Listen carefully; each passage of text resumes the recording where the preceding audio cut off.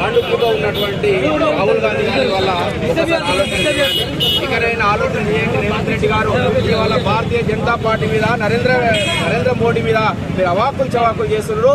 మీకు చిక్కు చేరం ఉంటే ఇవాళ దేశం పట్ల కానివ్వండి, దేశ ప్రజల పట్ల కానివ్వండి, ధర్మం పట్ల ఇట్లా ఉంటే ఇవాళ కరీంనగర్, హైదరాబాద్, నిజామాబాద్ ఇక్కడ గెలిచినటువంటి గ్రాడ్యుయేట్స్ కానివ్వండి, టీచర్స్ ఎమ్మెల్సీతోనైనా మీకు చిక్కు చేరం రావాలి.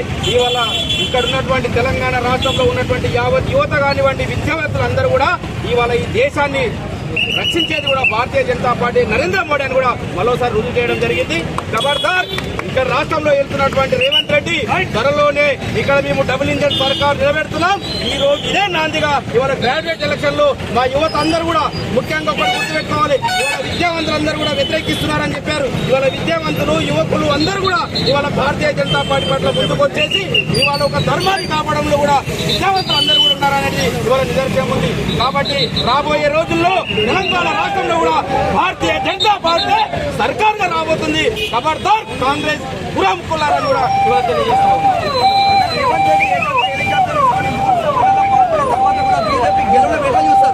ఆయన ఏం తిరుగుతాడో ఏం లేదు, ఆయన ఏం పాలిస్తుండో అతనికి అర్థం కాదు. ఏ సభలకు పోయినా నిన్న ఆయన ఒక కాంగ్రెస్ అభ్యర్థిని పక్కన పెట్టుకొని ఈయన గెలిస్తే కూడా గెలిచినా పోయేది ఏం లేదు, గెలవకపోయినా ఏంటంటే ఇవాళ రేవంత్ రెడ్డి మీదనే సరైన నమ్మకం లేదు. రేవంత్ రెడ్డికి నమ్మకం లేదు. ఇవాళ ప్రభుత్వం మీద ఉన్నటువంటి